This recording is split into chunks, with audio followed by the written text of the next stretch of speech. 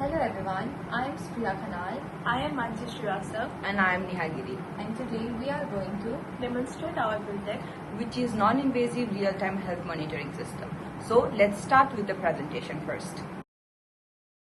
Hello everyone, I am Priya Khanal and along with my teammates, we are presenting a health monitoring system using ESP32, which measures gas level, temperature, heart rate, and SpO2 in real time and displays the results in an OLED screen.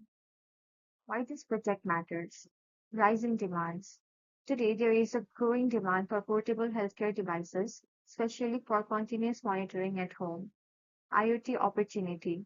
IoT makes it possible to monitor health in real time at a very low cost.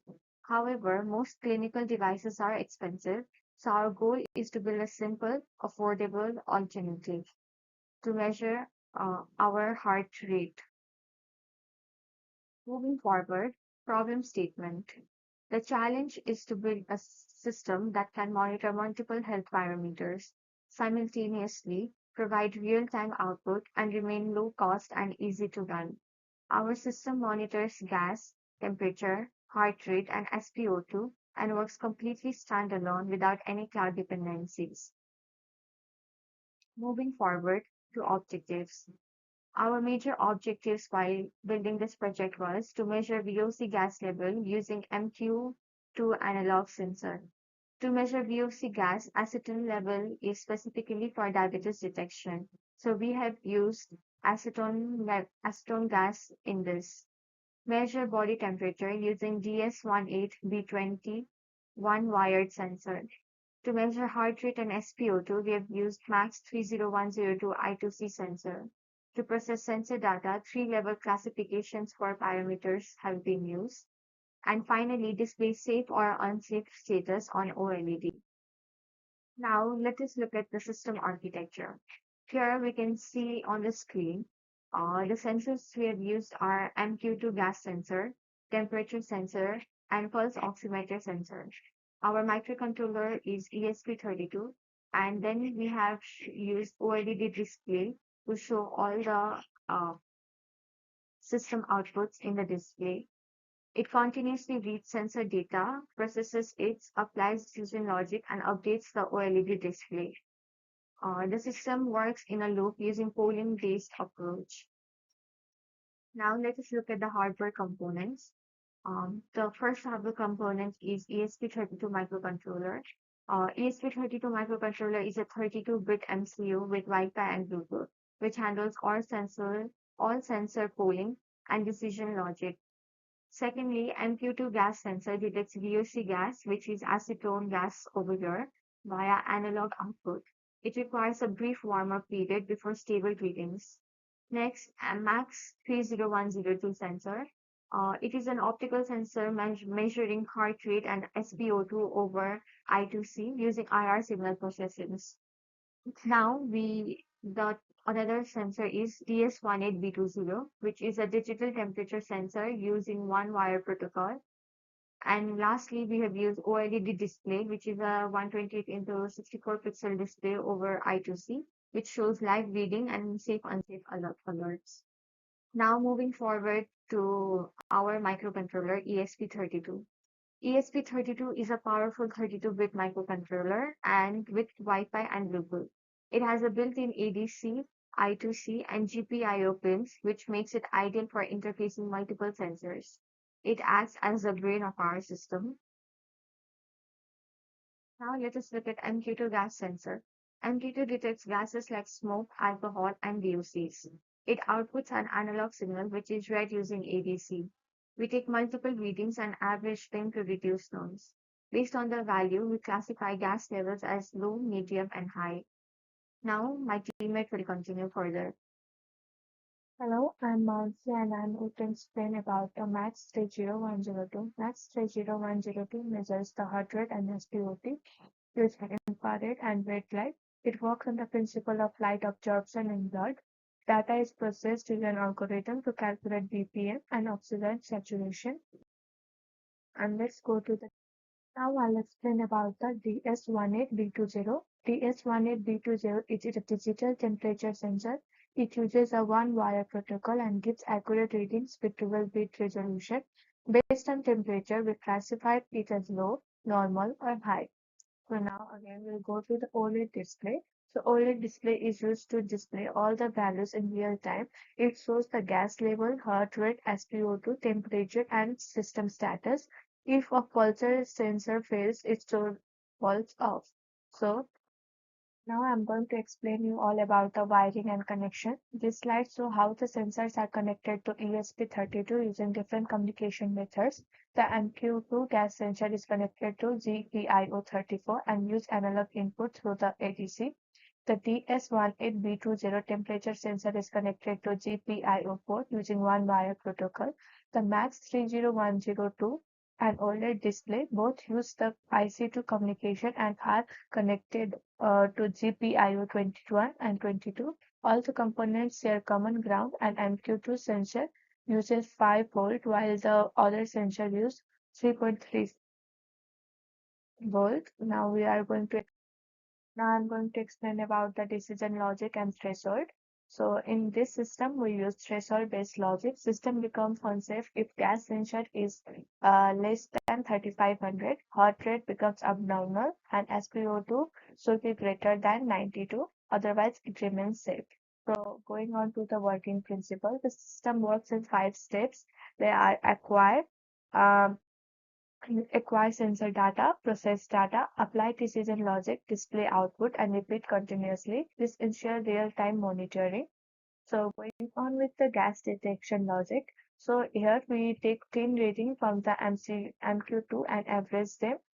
Based on the value below 2900 is low, from 2900 to 3500 is medium, and above 3500 is high and unsafe.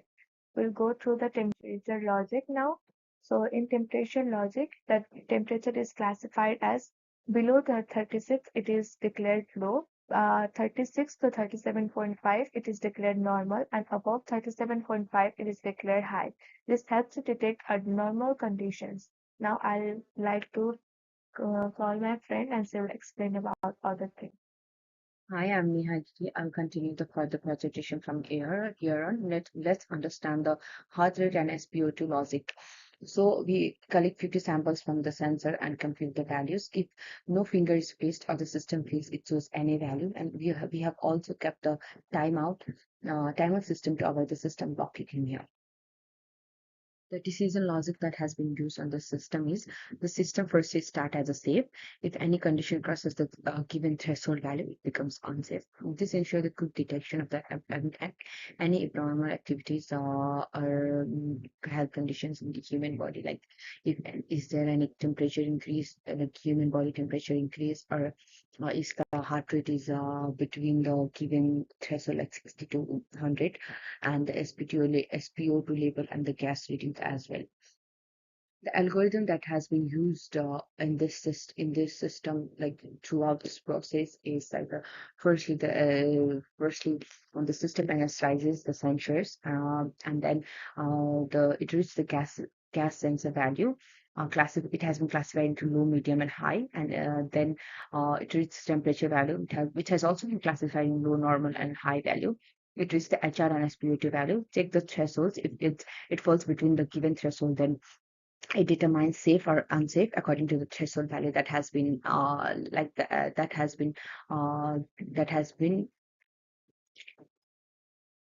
that has been passed through the sensors. Then it displays the results on the OLED, and this loop continuously repeat, like it is on a loop. So it like each and every time you like place your finger or like you touch the temperature sensors, it displays the value according. This is a FSM diagram for our system, a finite state machine diagram using ESP32.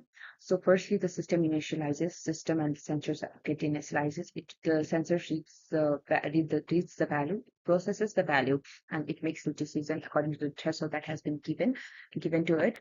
If and checks if it's in safe states or unsafe. It is in unsafe states, and then it displays to the OLED as you can see in the given picture. Also, firstly, it does the initialization. the sensors, and then it goes to the process and then makes the decision. If it's in safe state, it goes and displays, and if it's unsafe state, it also displays that it is an unsafe state, and then the loop keep on repeating continuously. Key features and advantages of the systems are multi-sensor processing. Four parameters has been measured: temperature, gas, SpO2, and heart rate. It is a real-time system. It calculates the threshold values, takes the threshold value, and instantly give us the safe and unsafe state and feedback. And it is really cost friendly, as it can be made on like really low cost. It can be used in two sectors: healthcare and education. The few applications of the systems are like can be used for personal healthcare monitoring, like a human, each and every individual can use it to monitor their health regularly. It can be used in healthcare systems like hospitals, industrial gas safety, when the VOC, it can be used to check the voice level in the industrial also. IoT, they have their sports and fitness tracking. The people can track their like heart rate and oxygen level in the body and the temperature. And it is really a applicable system for the educational projects as well.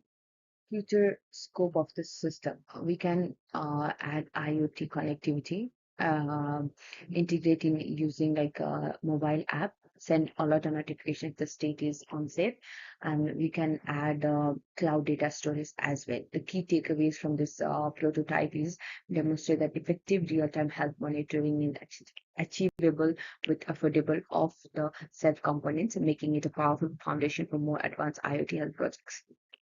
Moving to the end part of the presentation, in conclusion, we successfully developed a real-time health monitoring system using ESP32.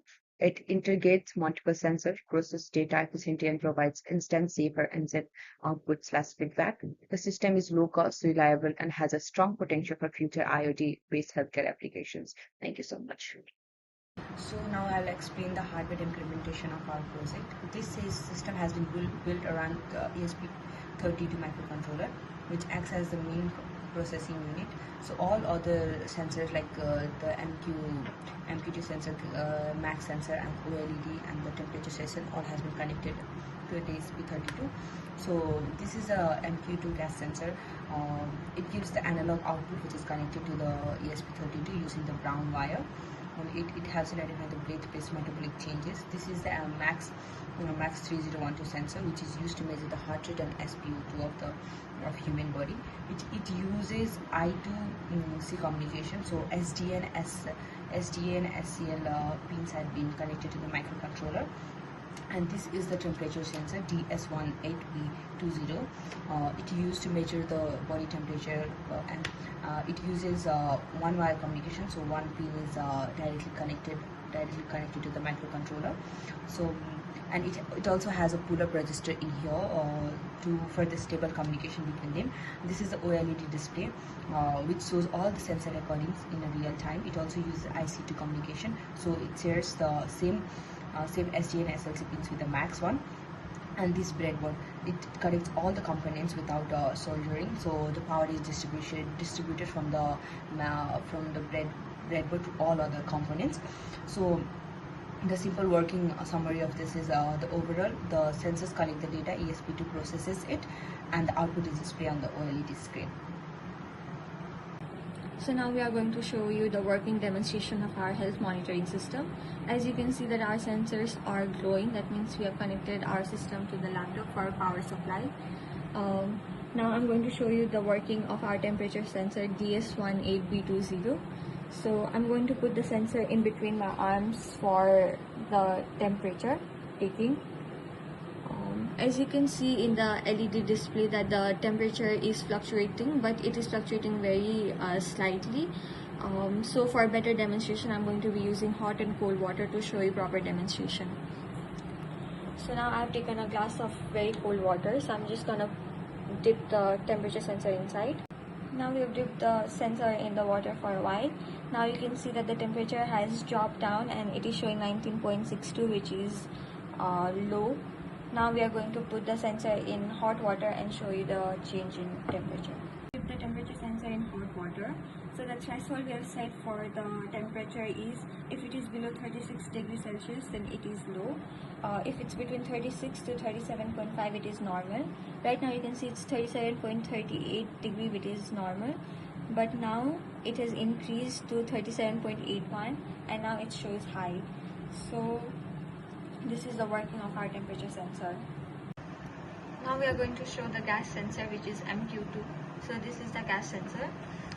Right now you can see that we have set the status in the safe mode, and the sensor values we have set are, if the value is below 2900, it is classified as low VOC. If it is between 2900 to 3500, it is medium, and if it's over 3500, then it is considered high. Right now we can see in the display that the gas value is 743, which is low VOC value. So that is the value in environment, which is also considered as clean air. Now I'm going to blow on the sensor and we can see the change in the value.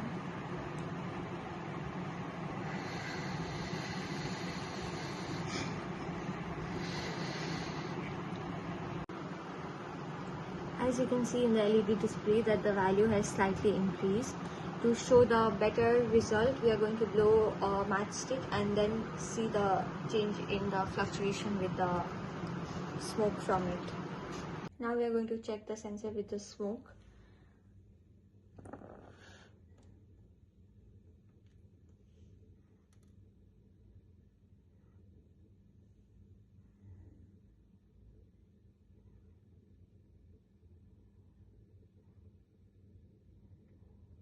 As you can clearly see in the LED display that the sensor has shown from low to medium and now it's showing high. Because the smoke has high acetone level, that's why it was showing high. Right now you can see after losing contact with the smoke, it is again showing low. If it shows between low to medium, then it means that the person is non-diabetic, and if the sensor shows high, then the person is diabetic. Going to check heart rate and SpO2 value through max sensor. Right now we can see that the HR and SpO2 value is NA because it doesn't come with any human contact. It shows the heart rate in beats per minute. Normal range is 60 to 100 ppm, and below 60 or above 100 is considered abnormal. For SpO2, normal is above 92 and below 92 is considered unsafe. Now I'm going to keep my finger and we'll see the value. As you can see, the HR value is 88 and SpO2 is 100. This was a demonstration of our project. Thank you.